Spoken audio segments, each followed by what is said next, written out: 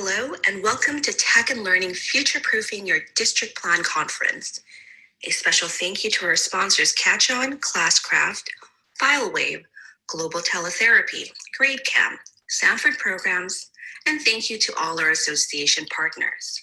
Today's virtual conference is focused on taking the lessons learned from current remote learning programs to create long-term plans that support effective teaching and learning both online and in person. I want to remind everyone to log into the Conference Hub using the link sent in your confirmation email. Once you are logged in, you can visit a sponsor booth to learn about their offerings and book a meeting or live chat with them. See your personalized agenda. Network with over 1,000 of today's attendees via the registrant directory and chat features.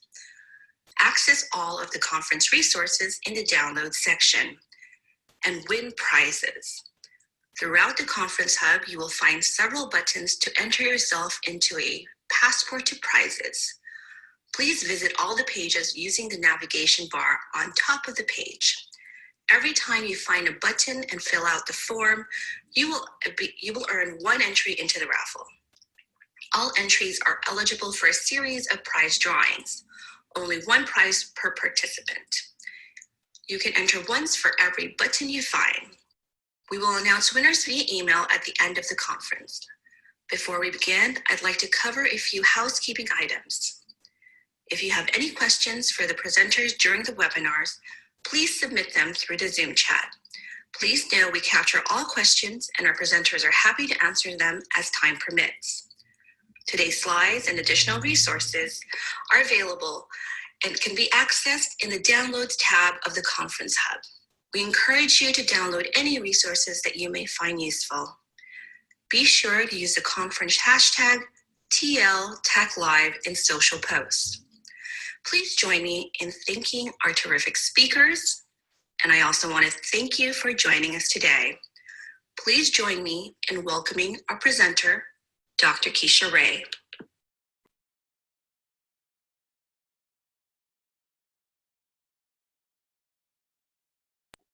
Hi, everybody. How are you doing? I'm so glad you're here with us today. When we dreamed this up, we really weren't sure how many people were going to want to commit to a day-long virtual conference, but I'm happy to say it's well over, I think well over 1,200 of you are here. And so super thrilled that you're here, super thrilled that you're taking the time to spend with us today.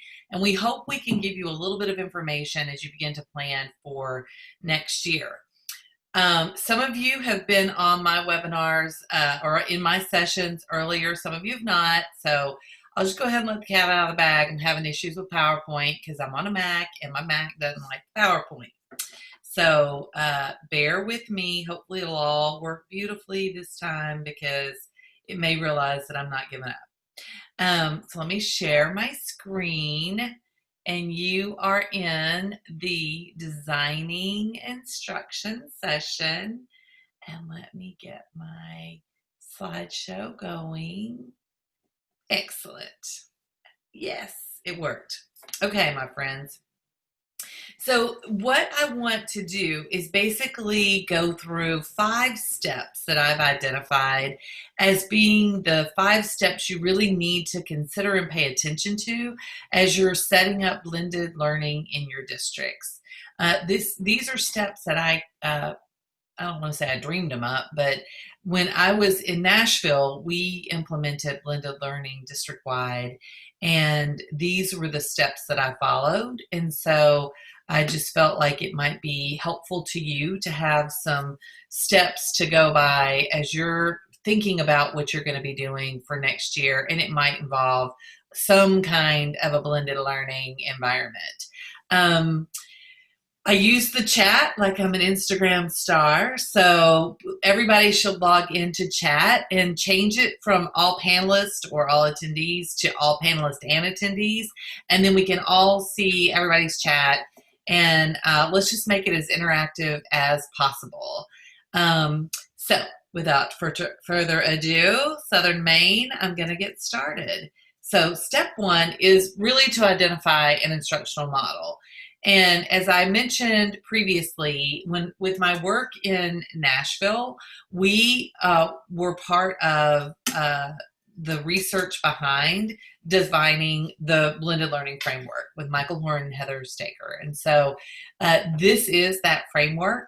There's a couple of modifications that you might notice with this framework compared to what you would see in if you just Google blended learning framework or went to their site. And that is the kind of blue slate line that's around the brick and mortar.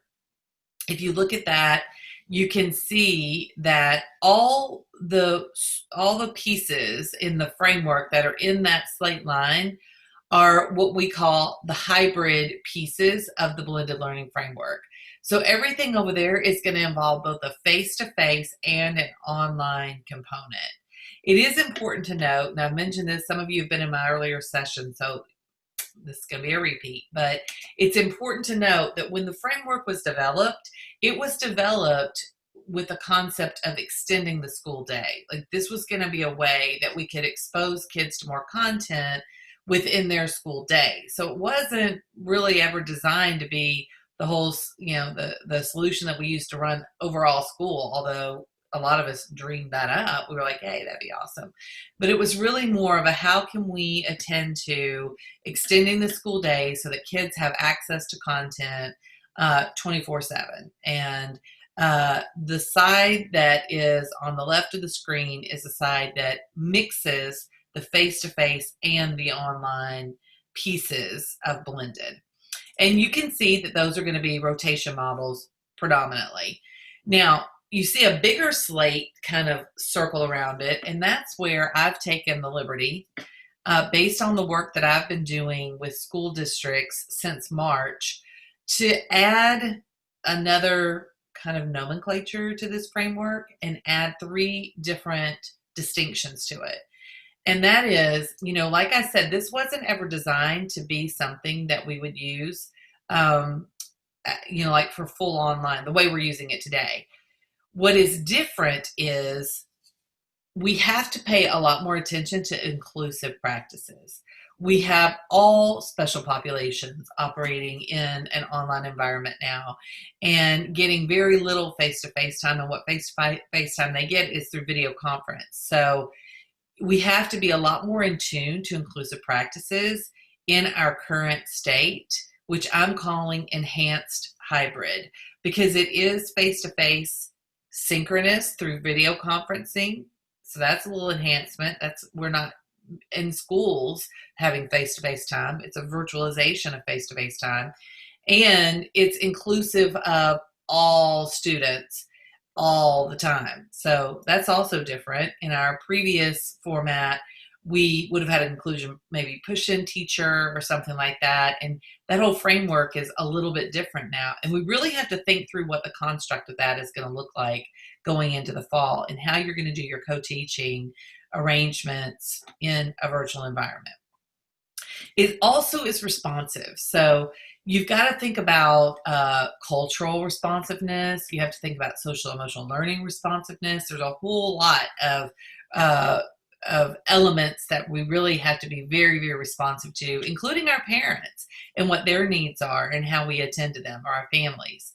So that makes the enhanced hybrid a much more dynamic way to approach the blended implementation. You're a lot more responsive, a lot more inclusive, and you're moving across from face-to-face, if that's possible, to a blended online, like what we're doing, to asynchronous online. So there's a wide variety in this instructional model going forward. This is the process that I used when I set up Blended Classroom. I always lead with kind of, this is what I need the teacher to do. It's always surrounding the teacher. So everything we do surrounds the teacher, but you've got to have teacher instructions that are clear, concise, and outcome specific, because kids are not going to be in the near presence of their teacher. So before, where I had proximity and I could clue them, or I could lean over and give them, look here, flip the page. You don't have that anymore. So your directions have to be really as if you're teaching in a virtual environment. If you've never done that, that basically means you have to anticipate every single thing the students are going to do in reaction to the content, and then you have to plan for that. So it's a lot more planning for the teacher to prepare the lesson in a virtual environment, in my opinion, and I've done both, than it is in the face-to-face environment. You also want to have an eye on formative assessments, feedback, reflection. It has to be outcome driven, or you want it to be outcome driven. So make sure you're selecting assessments that attend to each of those things, or teaching your teachers how to create assessments that attend to each of those things. Computer mediation is really important in this model. You have to have good digital content, and that digital content should be adaptive and or diagnostic and or offer practice.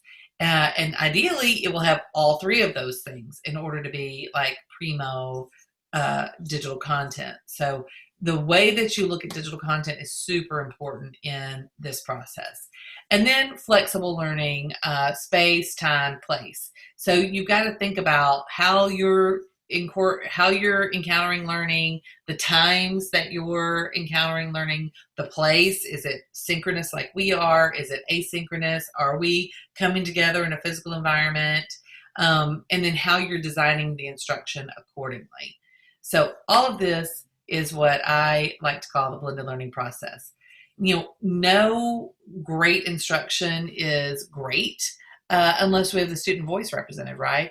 There are a lot of challenges for our students right now that they've never, quite frankly, encountered before. We haven't encountered it, but we're adults and we have a different skill set to be able to react to the things that are happening. These children don't have that. Even our poor little seniors at the higher ed level and at the K-12 level who didn't get to graduate and have their ceremonies in the way that they thought they would. That's an emotional thing, man. They're never going to forget that. That will be a memory that they're going to take to their grave. Like, that's going to be an acute memory. So think about where the students are in their learning and where they are in their social emotional journey, and incorporate that in. And speaking of social emotional, that's also a component to your design of instruction, is to just be aware of this wheel and all the things, all the elements that we need to consider when we're designing instruction that is attending to social emotional, your self-awareness, self-management. The ones here, all of these can be part of digital citizenship, but social awareness and responsible decision-making and relationship skills are definitely part of digital citizenship. So you can incorporate some of the things that you're doing in SEL with some of the things you're going to be doing with your technology too. Step 2 is knowing the data and data systems. So the beauty of the blended learning model is being able to maximize your use of data because you're collecting it in a variety of ways, but you're collecting it from computer mediated software. So you're getting really good real-time data and knowing that data in the system. So the key here is to have a magnificent learning platform. And a learning platform isn't just a learning management system. It's not just an instructional management system. It's the combination of all of these things together. So it's your student information system, which you take your attendance in, post your grades in. It's that system. An instructional management system, which would be SchoolNet. Schoology is kind of in between instructional management, learning management. NWA is an instructional management system. We call it assessment, but it manages instruction, doesn't it? Because kids want to know what their scores are. Learning management system is typically a system that we can upload content in to deliver to students for instructional purposes. So, or for learning, right? So we typically think of Desire to Learn, Blackboard, Canvas, and Schoology. Like I said, Schoology is kind of in the middle of instructional management, learning management, but all the rest of the ones that I named are pure learning management. And then there's some Google Classroom and Teams that people are using for learning management, but they're lacking some tools that a learning management system would have. The other system you probably have, and if you don't, you definitely should think about it, is special populations management. And those are compliance software for your special ed population. So making sure that you are staying compliant, you've got IEPs, that you have all the data that you need for your students is a special populations management software for your students' IEPs. Communication is how you communicate with families, and then data management might be a Tableau, might be Power BI or some kind of system like that. It would hopefully be run by a very robust data warehouse system. So all of these elements together are what make up a learning platform. And a learning platform is what you need to be able to sustain the movement between face-to-face and online instruction. Step 3 is the learning environment, space and time. So this has changed exponentially since I last gave this keynote, I guarantee you. And that is, we now have to be 6 feet apart. We have to wear masks, we have to wear gloves. You see that one guy, he's being Mr. Risky, but everybody else is staying really far away from him. I don't know that we all have to carry our bags like that, but that might be something we want to think about. But it's definitely going to be different, isn't it? It's definitely going to be a new day. And we're going to have to be more aware than ever before of how we interact with other people and how we interact with tools and devices. So let me share with you a video that comes from our friends down under on what they're doing. They just started school back, and for their start of school, like first of the school year school. And let's see how they're teaching their kids. This is an elementary school, how they're teaching their kids about social distancing. Hi, Sigma, hope you're well. Right, we're just going to do a little video to show you how the classroom will look and how you'll come in on your first day back. So you'll line up here like you normally do, and then we'll ask 2 of you at a time to come in to wash your hands. And there's 2 stations you can wash your hands. The first sink here, which is taped off, so just 1 of you at a time, and the second sink over there. Lovely. So I'll pretend to wash my hands for you, 30 seconds, happy birthday, la la la la la. And then I'm going to make my way to my seat, which has already got prepared all your things. And I'm going to pop my bag underneath and make sure I get all my things out ready for the day. So I'll show you what you can bring in your bag. Your lunch, water bottle, and any hand cream or hand sanitizer that you would like to have on your desk for the days you're in. And then I've got my PPE in here just in case, and I'm going to pop it on the back of my chair or underneath the table. And then, like I said before, already prepared for you in your pencil case, your pouch, and 2 new books that you'll be completing your work in, 1 for maths and 1 for any other work we'll be doing. We won't be using any of our normal books, these will be new for you. And those will stay on your desk whilst you're in the classroom. And I'm just going to show you any other bits you need to see. So the line across here is to show you that you don't need to come any further than the tables here. And these tables here will be in this position the whole time. So if you need any resources like the books or anything from the front, they'll already be handed out for you if you were to need them. So you're not to cross this line. And also we're going to be not using that door, we'll just be using the back door. There you go. No, not the back door. And then there you go. I'll move out the way so you can see how the classroom looks. And then of course we will remove your things when you have finished your time, whichever days you're in school. Okay? See you soon. Stay safe. All right. Let me get my Let me get my camera back. All right. So, I mean, it's very different, right? It's a very different way. You know, one thing she mentioned, and I'm sure you heard her, is, Hi, Sycamore. Hope you're well. is she's not going to, oh, look, the old teacher in me brings out my ruler. They're not going to use books. Everything that they have, the way that they're delivering instruction is all computer based. So every kid has a laptop. Every kid will bring the laptop back and forth from school, and they'll log into the laptop to get their instruction. If they need books, they'll be passed out, but then they'll be sanitized that night. It's just a completely different way of thinking about how we do school. So let's use the chat for a few minutes, and let's put some comments in about how we think school start is going to be and what some of our challenges are. The reality is the CDC has given some guidance to what we need to be doing, and it appears to me that the people who wrote the guidance have not been in a school maybe ever, because the guidance is really, really challenging to implement, especially their bus guidance.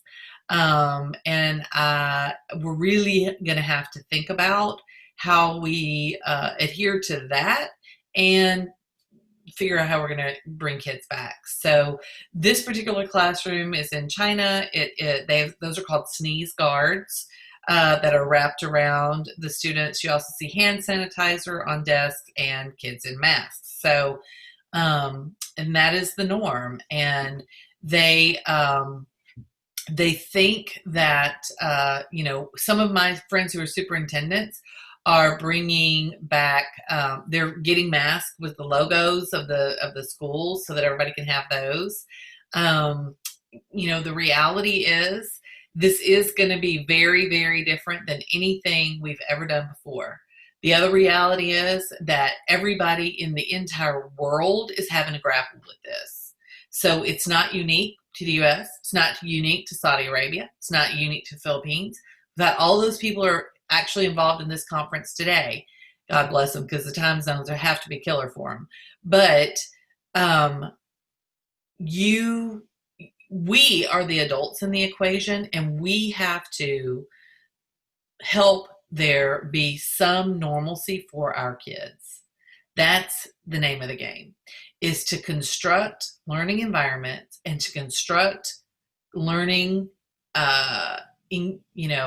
opportunities for kids that will bring them back with their classmates, that will bring them back with their teachers, and that will help them feel like they're connected and part of a school again. And that's going to have to be on virtual, some of it. It can be in a physical environment. There are a lot of superintendents who are thinking through what that's going to look like and how they're going to do that. But it's going to have to be a little bit of everything. So, Georgina, you're right. It is going to depend on what country, and it's going to depend on the technologies that are available in said countries. So I do think it's going to look different everywhere, but I also know that everybody's grappling with it. And it's not like any of us are alone trying to figure it out. We're all trying to figure it out at the same time. Again, first time in the history of the world. We're all trying to figure out the same problem at the same time. And some people have actually started back to school, and they've figured out some solutions. So I think that we can learn from the people who've already gotten things going and up and out. Denmark's back in school, Ireland's back in school, Australia's back in school. So there's a lot of people back in school, and they're figuring it out. And those of us in the US and Canada can figure it out right behind them. So I think it's going to look different. It's going to be challenging. I think, John, Ireland's not back in school. Somebody told me they were. Somebody told me they were going back this week. I'm going to wait for you to tell me when. Okay. False information. But there still are a lot of countries that have gone back, and they've tried to figure out what this can look like. So We can learn from one another, and we should learn from one another. I definitely think we're going to have to probably lean into some virtual environments more than we ever have before. This is Second Life. That's another former president of ISTE, Trina. And this is a Second Life environment that she created. And you can see all the people down there, all the kids. These are kid icons, and they are all created, and they're all like in school and walking over to their different places in school. And they all have graduation caps on. So I think, thinking about what the virtual environment can be, how we can create gaming type environments where there's avatars for kids might be one way that we can approach it. I'm not saying there's going to be one and only one way. I think it's a combination of a lot of different things that are going to make it possible for kids to feel a little sense of normalcy. And that's, in reality, that's what we need to provide for them. So step 4 of my 5-step process is instructional materials. And of course, some of the most significant instructional materials are, I love this. This is Tim Clark, and you can follow him, and he's bringyourown.technologynetwork.com. He's a big BYOT guy. But I love this because it's his digital age learning ecosystem, and it talks about kind of how supportive. Now look how close his people are. This is obviously pre-COVID, but all of these things are very, very important. Sense of community, and selecting the right digital content and multiple technology tools. So you don't just have to have one technology tool. You can have a lot of different varieties for the kids. This is a piece that I wrote on selecting digital content and curriculum. And I wrote it in 2014, but really not that much has changed that I wouldn't amend it. I wouldn't create a second copy or a second version of it. It's still very relevant. The most important thing that I talk about in here is how to select your digital content, the things that you need to consider when you're selecting your digital content. And I also bring up that you need to take advantage of your school librarian. And if you don't have a school librarian, then there could be someone on your faculty that's gotten their master's degree in ed tech or instructional tech, and those would be people that I would take advantage of to start figuring out what kind of digital content. They've got an eye for it. They know what good content looks like, and many library programs, especially here in the States, have instructional design embedded in their courses as they are working on that master's. Same for ed tech. So if you don't have anyone that's a librarian or has their master's in ed tech, then you might want to consider allowing somebody to get a certificate. There's a great certificate available from University of Wisconsin-Madison in instructional design. I don't know how much it costs now, but it used to cost $3,000. And it was phenomenal. And they get course content for it too. Course credit for it. The other thing you need to think about as you're moving to this virtual environment is you're going to have a lot of teachers create content too, which is awesome. And even if they start with digital content, they're still going to move into creating their own content. Just like we started with textbooks and they all make worksheets. So you're going to see teachers do that, and that's awesome. That's great. But they need some guidance on it. And the main guidance they need is on copyright. And this kind of shows there's a lot of Creative Commons materials now. And there's a lot of public domain. You can actually search through Google for that, and all the images can be Creative Commons or public domain, but you definitely want to incorporate that into your training and make sure in your professional development, or as you're talking about blended, that you pay attention to it and you make teachers aware of their use of copyrighted material. And oh, by the way, if you're using the textbook, that's copyrighted. So you might be bringing material in from your textbook into a PowerPoint presentation or a s'more or a name that thing. You need to still recognize it's copyrighted and give credit where credit's due. Selecting the right device is another important piece here. If you pick a tablet, that's awesome. Just make sure that the tablet that your digital content can run on the tablet. If you pick a Chromebook, that's awesome. Just make sure your digital content can run on a Chromebook, and make sure that your curriculum people and your IT people are talking and working with one another, so there's no kind of disruption, and you've got some good synergy there in getting the right devices out and having the right content delivered. Instructional design is something that I did when I was in Nashville. I hired instructional designers, many, again, former media specialists, or they had their master's in ed tech and had that instructional design background, or for a couple of them, I allowed them to, paid for them to get that certificate. But you really need to think about instructional design when you're thinking about moving into this mode, because instructional designers can help you make sure that the content is delivered in a way that's going to be palatable to students, that you are going to thank you, John, that you're going to have support to your teachers in creating content. And it really is just going to make sure that the content that's delivered and the lessons that are designed or units that are designed in such a way that the kids can consume them and it's not overwhelming. And an instructional designer has that expertise. So if you don't have an instructional designer, I highly encourage you to find someone who can serve in that capacity or who has a skill set. And the last step is continuous professional development. A lot of the teachers made this heavy lift with very little professional development. A 2015 study was done by Heckinger Report, and they looked at, which was probably a survey, if I'm guessing, but what they did is they surveyed teachers and asked them, when you are specifically trying to learn technology, do you want to learn by your peers? Do you want to take a workshop? Do you want to have, a special class? Like, how do you want to learn it?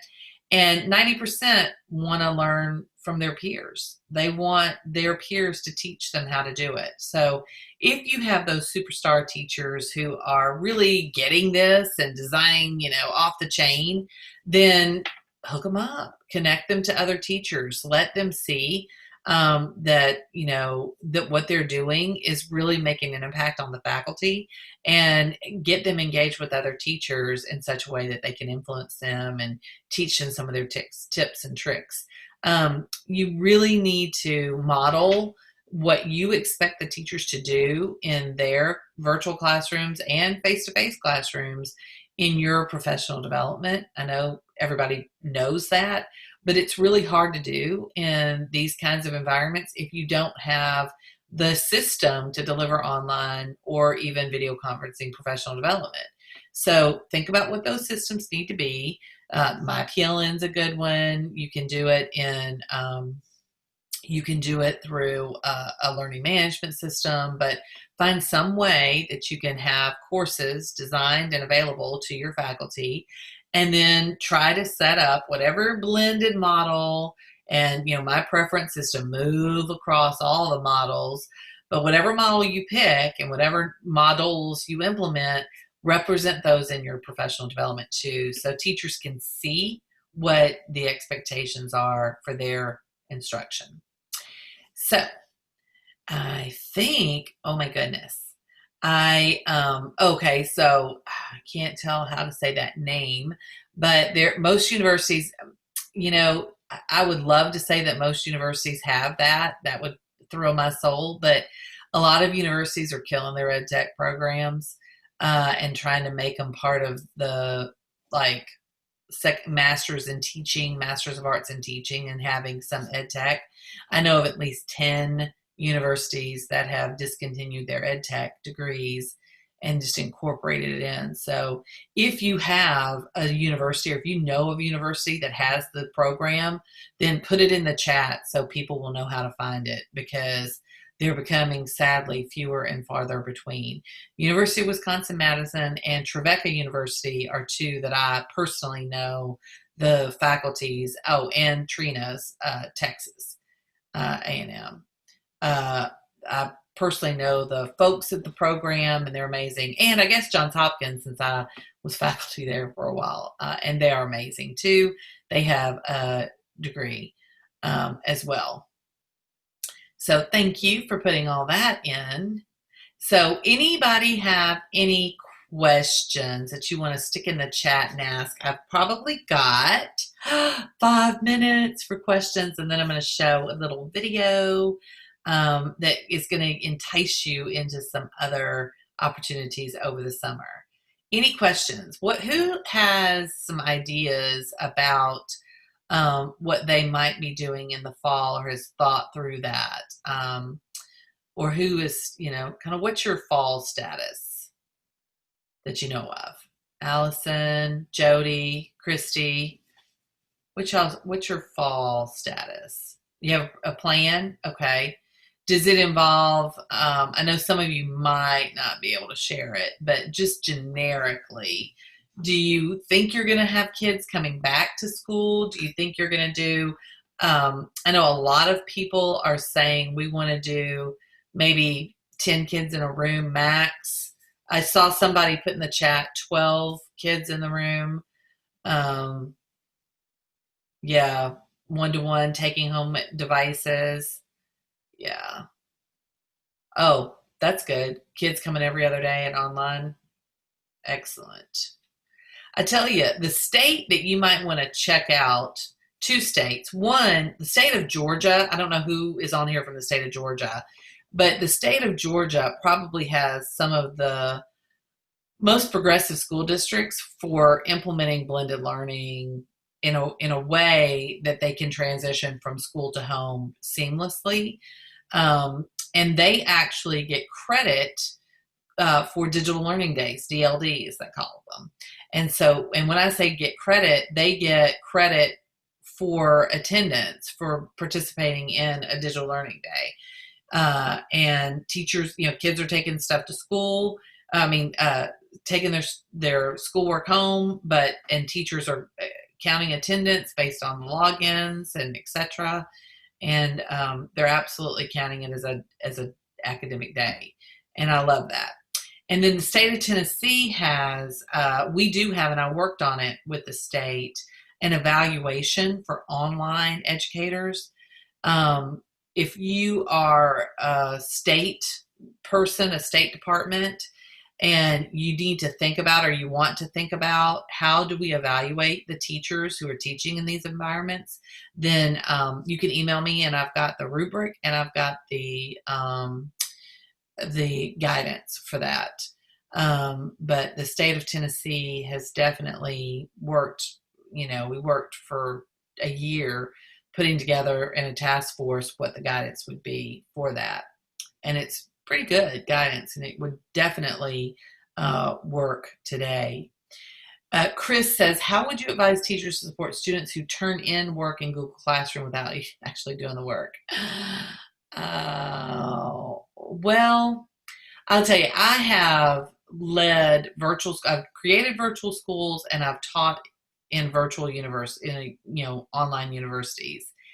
And what I typically say is, when you're designing your activities for those types of environments, you need to design them in such a way that if they don't do the work, you're going to be able to tell down the road. And if they do the work, they get, a forgiveness for doing future work. People used to tell me all the time, what about cheating and online? I said, look, kids are going to cheat. I don't care what age the kid is, and I don't care what environment they're learning in. At some point, there's a possibility they're going to cheat. So you can't design all your instruction for fear that they're going to cheat. Hopefully they learn something when they cheat. But I think you can design activities that require them to be a little bit more engaged and and demonstrate their work in such a way that it's going to be clear that they did it or that their parent did it. And then if their parent did it and they want to live with doing their child's work, then more power to them. I mean, there's only so much we can control in these virtual environments. And I think it is really around the way that you design those activities and the way that you have them, construct work for their portfolios that are going to be telling of whether they're mastering it or not. And I also would tell my students, and these are like doctoral students, look, if you choose to not do the work, I've already got my doctorate. So, the struggle's on you. And you can really do that all the way down to like a middle school kid. The elementary kids are, that's kind of the tenders. The littles, they need a little bit more coaching in these environments. And you really need to probably think about more synchronous activities with them than having asynchronous, having them work through stuff. And another point to note is on screen time, synchronous activities like this, what we're doing right now, don't have the same kind of effect of screen time as it would if we were in a game or even looking at digital content or running a piece of software application. This isn't as hard on your eyes. It doesn't affect you. I mean, I'm not saying it doesn't affect you at all, but the effect is not the same. As a matter of fact, an infant can spend up to 40 minutes a day engaged in a FaceTime interaction with family members. So that's CDC guidance and the American Pediatrics Association. Another thing that you definitely want to pay attention to on screen time is no more than 4 hours. So some of the schools are saying, well, we're going to start at 8 o'clock and we're going to move to this and we're going to do video conferencing the whole day, which sounds awesome, but it's killer. So just be cognizant that when we're moving between face-to-face, synchronous, and asynchronous, we're not meant to sit in front of a computer for hours on end, even though we're all doing it today, and I'm super appreciative. That's not really how we're designed to be, and keep that in mind for your kids too. Maureen says synchronous and asynchronous sweet spot. Do you mean how much time is the sweet spot, Maureen? And then, okay, I would say, I personally wouldn't do any more than 2 hours synchronous a day, no matter what age. And I wouldn't do any more than 1 hour a day for an elementary age kid. I just wouldn't do it. But I also wouldn't put them on full online. So what that means is the time that they're going to be online and the time they're going to be synchronous has to be really, really high quality. So, not to say a dirty word, but homeschool parents have figured that out, some of them, and some of them do it really, really well. And what I have been doing to kind of prepare for this session and other things that I'm doing is I've been lurking on homeschool websites and homeschool groups and Facebook and trying to see what their strategies are and what they're doing. Because they only spend 4 hours a day on average teaching their kids. So I'm like, well, what are they doing and how are they doing it? And, my recommendation, I haven't really figured that out yet with this new normal, but in my graduate classes, they have about 2 hours of synchronous and about 2 hours of asynchronous, but some of the synchronous is with their peers and they get to figure out when they're going to do stuff and how they're going to do stuff. In a high school setting, I would do about, you don't want to do any more than 4 hours, period. So because of the screen time, aspect limitation. So I would probably do an hour of synchronous and 3 of asynchronous, but I would start flipping that when I get into middle school. Middle schoolers really need connection to people. They need connection to friends. They need connection to their teachers. So I would do more synchronous in middle than in high school. And then with my littles, I would just say, hey, we're only going to go, like school is going to be 3 hours, 2 hours, that we're going to do some activities. 1 hour is going to be an activity, 1 hour is going to be online, and 1 hour is going to be synchronous, would be just off the top of my head, probably how I would design that. And Julie's put some good resources in, and that's good. But, I'm telling you, lurking in those homeschool has been very informative to me. And I'm thinking, this is really good information. Stephanie says, in terms of educator and teacher PD, what do you foresee as most helpful and important PD to seek out? I think teachers need to understand what blended learning can look like. I know in the districts that I'm working in, people are really hung up on, well, what model am I supposed to be using and what model? And what I'm trying to teach them is it's not like you can't move between these models. You can do a little, every day can be a different and should be a little different for the kids. So I think helping teachers wrap their head around that. I also think teachers need to know how to design content and how to design instruction in a virtual environment and what that can look like. I've got a session later on designing content, selecting and designing content. I think that's really important for teachers. The grading and all of that stuff, they know how to do that. And many of them are going to know how to do the digital content, but some are not. I call it the Howard factor because there's a teacher in New York that I was working with, and he had a flip phone from he said 1980. I was like, I don't know about that, Howard. And he's like, well, I got to be able to do this. I don't want to let my kids down. And so I was like, okay, let's, we got to make it to where if Howard can do it, anybody can do it.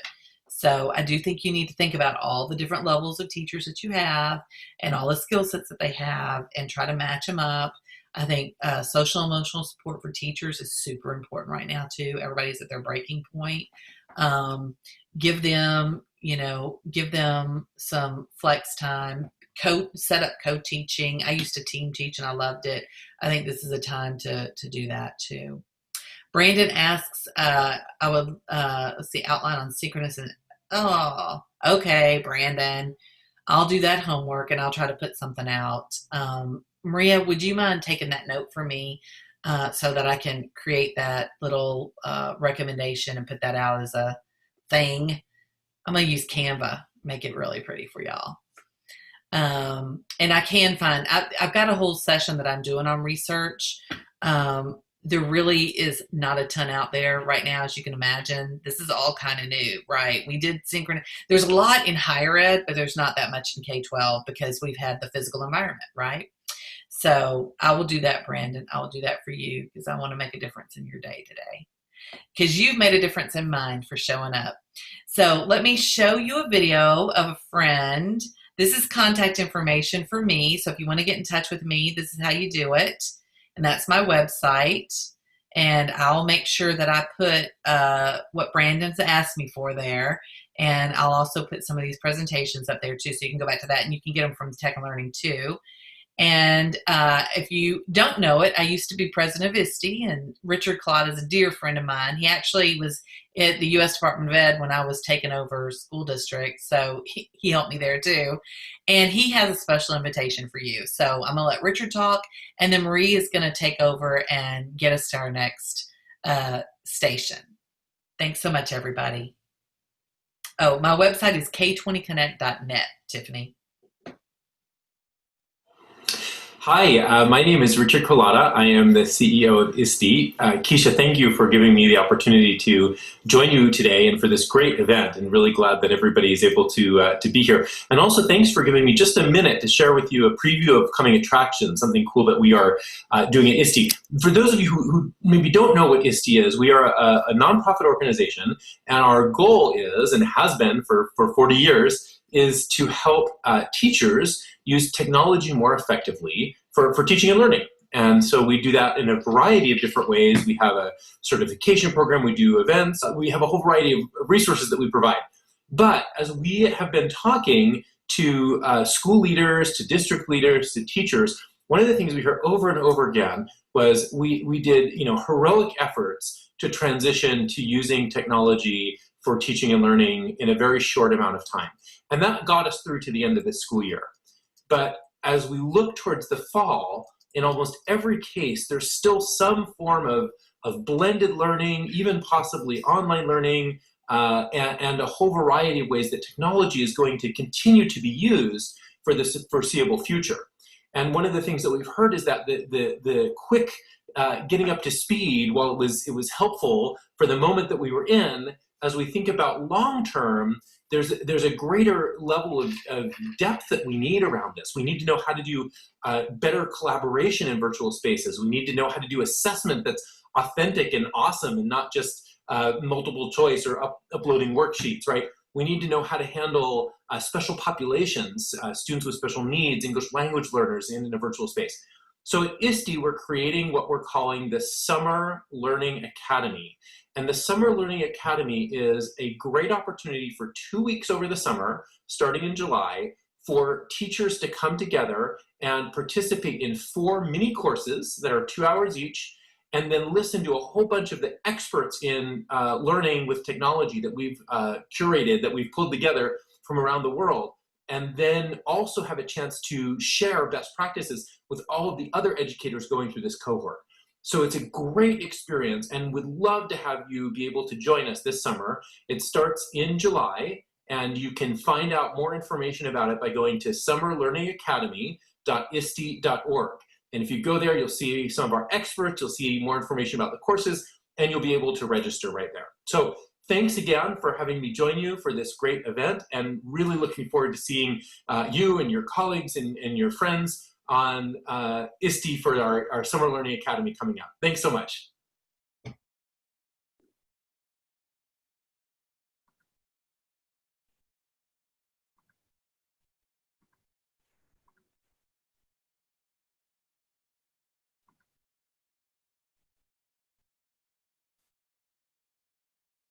On behalf of our entire team, thank you for attending today's Tech and Learning Future-Proofing Your District Plan Conference. A special thank you to our sponsors, Catch-On, Classcraft, FileWave, Global Teletherapy, GradeCam, Sanford Programs, and thank you to all of our association partners. Please join me in thanking our terrific speakers today, and I want to thank each and every one of you for joining us and spending this time together. And don't forget to register for next week's Tech and Learning Roundtable webinar on Wednesday, June 3rd.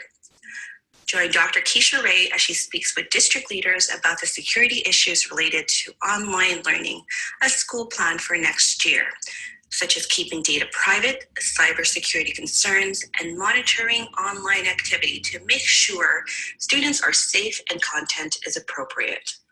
Please register by visiting www.techlearning.com/events.